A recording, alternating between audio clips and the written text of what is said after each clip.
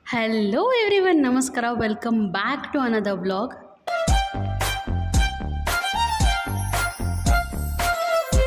ಇವತ್ತಿನ ರೆಸಿಪಿ ಬಂದು ಪನ್ನೀರ್ ಟಿಕ್ಕಾ. ವೆಜ್ ಲವರ್ಸ್ಗಂತೂ ಒಳ್ಳೆ starter and must try recipe. ಇದಕ್ಕೆ ನಾವು ಒಂದು ಬೌಲ್ ತೊಗೊಂಡು 1 ಸ್ಪೂನ್ ಖಾರ ಪುಡಿ, ಸ್ವಲ್ಪ ಅರಿಶಿನ, ಜಿಂಜರ್ ಗಾರ್ಲಿಕ್ ಪೇಸ್ಟು, ಧನಿಯಾ ಪುಡಿ ಮತ್ತು ಸ್ವಲ್ಪ ಗರಂ ಮಸಾಲ ಆ್ಯಂಡ್ ಚಿಕನ್ ಮಸಾಲ. ಮತ್ತು ಇದು ಇನ್ನೊಂದು ಇಂಗ್ರೀಡಿಯೆಂಟ್ ಅಂದರೆ ಆಚಿ 65 ಮಸಾಲ ಅಂತ ಒಂದು ಪ್ಯಾಕೆಟ್ ಬರುತ್ತೆ. ಒಂದು ಅರ್ಧ ಹಾಕ್ಕೊಂಡಿದ್ದೀನಿ, 10 ರುಪೀಸ್ದು. ಒಳ್ಳೆ ಟೇಸ್ಟ್ ಕೊಡುತ್ತೆ. ನಿಮಗೇನಾದರೂ ಸಿಕ್ಕಿಲ್ಲ ಅಂದರೆ ನೀವು ಚಿಕನ್ ಮಸಾಲ ಬರುತ್ತಲ್ಲ, ಅದನ್ನೇ ನೀವು ಸ್ವಲ್ಪ ಜಾಸ್ತಿ ಹಾಕ್ಕೋಬೋದು. ಸೊ ಇದೆಲ್ಲ ಹಾಕಿ ನೆಕ್ಸ್ಟ್ ಇದಕ್ಕೆ ಮೊಸರು ಮತ್ತು ಅರ್ಧ ನಿಂಬೆಹಣ್ಣು, ರುಚಿಗೆ ತಕ್ಕಷ್ಟು ಉಪ್ಪು. ಸೊ ಇದೆಲ್ಲ ಹಾಕಿ ನೀಟಾಗಿ ಮಿಕ್ಸ್ ಮಾಡ್ಕೋಬೇಕು. ನಾನು 400 ಗ್ರಾಮ್ಸ್ ಆಫ್ ಪನ್ನೀರ್ ತೊಗೊಂಡಿದ್ದೀನಿ, ಅದಕ್ಕೆ ನಾನು ಇಷ್ಟು ಮಸಾಲ ಯೂಸ್ ಮಾಡ್ತಾಯಿದ್ದೀನಿ. ನಿಮಗೇನಾದರೂ ಕಮ್ಮಿ ಇತ್ತು ನೀವು ಕಮ್ಮಿ ಕ್ವಾಂಟಿಟಿಗೆ ಯೂಸ್ ಮಾಡ್ಕೋಬೋದು ಮಸಾಲಗಳು. ಆಮೇಲೆ ಜಿಂಜರ್ ಗಾರ್ಲಿಕ್ ಪೇಸ್ಟ್ ಕೂಡ ಒಂದು 1 ಟೀ ಸ್ಪೂನ್ ಅಷ್ಟು ಹಾಕ್ಕೊಂಡಿದ್ದೀನಿ, ಜಾಸ್ತಿ ಎಲ್ಲ ಏನೂ ಬೇಡ. ಈ ಥರ ಮಿಕ್ಸ್ ಮಾಡಿದ್ರೆ ಈ ಥರ ಕಲರ್ ಬರಬೇಕು. ಇದು ನೋಡ್ತಿದ್ರೇ ಬಾಯಲ್ಲಿ ನೀರು ಬರ್ತದೆ. ಆ್ಯಕ್ಚುಲ್ ಪನ್ನೀರ್ ಟಿಕ್ಕಾ ಕಲರ್ ಇದು, ಸಕ್ಕತ್ತಾಗಿರುತ್ತೆ. ರೆಡ್ ಕಲರು, ಯಾವುದೇ ಕಲರ್ ಆಗಲಿ ಏನೂ ಇಲ್ಲ, ಬರೀ ಖಾರ ಪುಡಿ ಮತ್ತು ಮಸಾಲೆಯಿಂದನೇ ಇಷ್ಟು ಕಲರ್ ಬಂದಿದೆ. ನೆಕ್ಸ್ಟ್ ಇದಕ್ಕೆ ನಾನು ಪನ್ನೀರ್ ತೊಗೊಂಡಿರೋ ಅಷ್ಟು ಪನ್ನೀರ್ ಹಾಕ್ಕೊಂಡು ಚೆನ್ನಾಗಿ ಮ್ಯಾರಿನೇಟ್ ಮಾಡಬೇಕು. ನಾನೊಂದು ಅರ್ಧ ಗಂಟೆ ಇದನ್ನು ಮಿಕ್ಸ್ ಮಾಡಿ ಫ್ರಿಜ್ಜಲ್ಲಿ ಇಟ್ಬಿಡ್ತೀನಿ.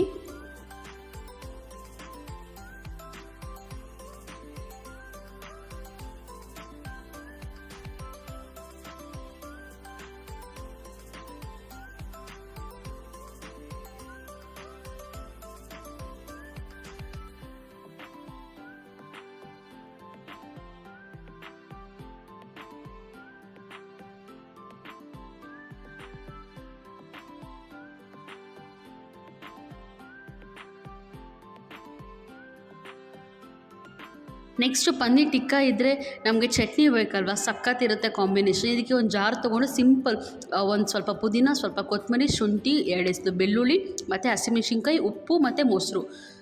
ರೆಸ್ಟೋರೆಂಟ್ ಸ್ಟೈನಲ್ಲಿ ಈ ಚಟ್ನಿ ಬರುತ್ತೆ, ಸಕ್ಕತ್ತಾಗಿರುತ್ತೆ.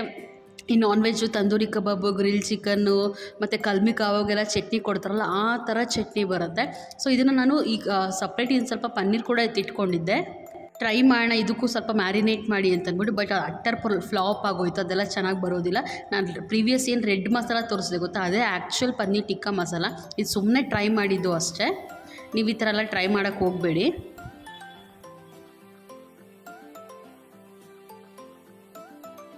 ನೆಕ್ಸ್ಟ್ ನಾನೊಂದು ಗ್ರಿಲ್ ಪ್ಯಾನ್ ಇಟ್ಕೊಂಡಿದ್ದೀನಿ. ನಾನು ಆಲ್ರೆಡಿ ಪ್ರೀವಿಯಸ್ ಲಾಲಿಪಾಪ್ ಮಾಡಿದಾಗಲೂ ಹೇಳಿದ್ದೀನಿ, ಇದು ಜಸ್ಟ್ 150 ರುಪೀಸ್ ಗ್ರಿಲ್ ಪ್ಯಾನ್ ಸಿಗುತ್ತೆ. ಮತ್ತು ಇದು ಕಡ್ಡಿ ಏನಿದೆ ಅಲ್ಲ, ಇದು ಬಾರ್ಬೆಕ್ಯೂ, ಇದು ಜಸ್ಟ್ 20 ರುಪೀಸು. ನಾರ್ಮಲಿ ಬಜಾರ್ಗಳೆಲ್ಲ ಸಿಗುತ್ತೆ, ನೀವು ಅವ್ರಿಗೆ ಗ್ರಿಲ್ ಸ್ಟಿಕ್ ಅಂತ ಕೇಳಿದ್ರೆ ಕೊಡ್ತಾರೆ. ಯಾವಾಗಾದರೂ ವೀಕೆಂಡು ಅವಾಗ ವೀಕ್ಲಿ ಒನ್ಸ್ ಈ ಥರ ಮಾಡ್ಕೋತಿರೋದಕ್ಕೆ ಅದು ತುಂಬ ಯೂಸ್ ಆಗುತ್ತೆ, ಸ್ಟೀಲ್ದಿರೋದು. ನಿಮ್ಗೇನಾದರೂ ಸಿಕ್ತು ಅಂದರೆ, ಮತ್ತು ಈ ಜಾತ್ರೆಗಳಲ್ಲಿ ಆ ಥರದ ಸಾಮಾನುಗಳೆಲ್ಲ, ಪಾತ್ರೆ ಸಾಮಾನುಗಳೆಲ್ಲ ಹಾಕ್ಕೊಂಡಿರ್ತಾರಲ್ಲ ಬಜಾರ್ಗಳಲ್ಲಿ, ಆ ಥರ ಅಂಗಡಿಗಳಲ್ಲಿ ಸಿಗುತ್ತೆ. ಏನಾದ್ರು ಸಿಕ್ಕಿದ್ರೆ ಮಿಸ್ ಮಾಡ್ದಿರೋ ತೊಗೊಳ್ಳಿ, ತುಂಬ ಯೂಸ್ ಆಗುತ್ತೆ.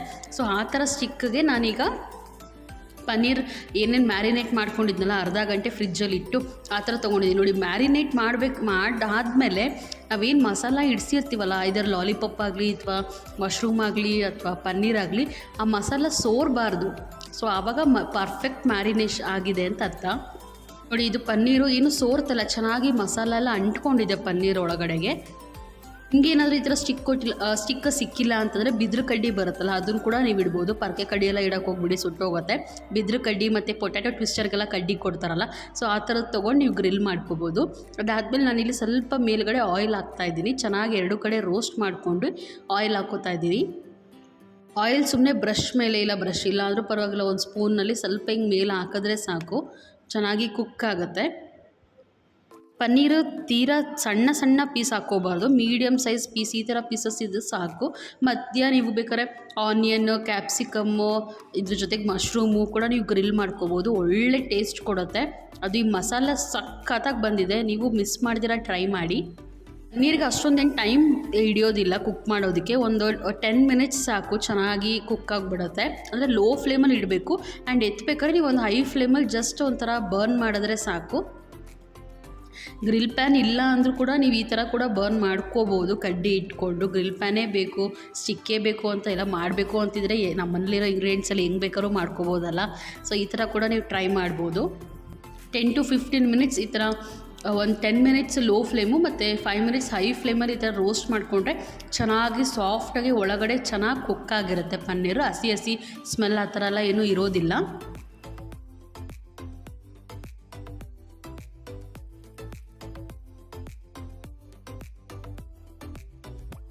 ಮೀನ್ವೈಲ್ ರುಬ್ಕೊಂಡಿರೋ ಚಟ್ನಿ ಕೂಡ ರೆಡಿಯಾಗಿದೆ. ಸೊ ಚೆನ್ನಾಗಿ ಗ್ರಿಲ್ ಆಗಿರೋ ಪನ್ನೀರ್ ತಿಂತಾ ಇದ್ರೆ ಚಟ್ನಿ ಜೊತೆ ಸ್ವರ್ಗ. ಮನೇಲಿರೋ ಇಂಗ್ರೀಡಿಯೆಂಟ್ಸಲ್ಲೇ ಪಟ ಪಟ ಅಂತ ಮಾಡ್ಕೊಬಿಡ್ಬೋದು. ಸೊ ವಿಡಿಯೋ ಇಷ್ಟ ಆಗಿದರೆ please like, share, comment and subscribe. Thank you for watching. I must try recipe. ನೀವು ಕೂಡ ಟ್ರೈ ಮಾಡಿ, ಕಮೆಂಟ್ ಮಾಡಿ. Thank you.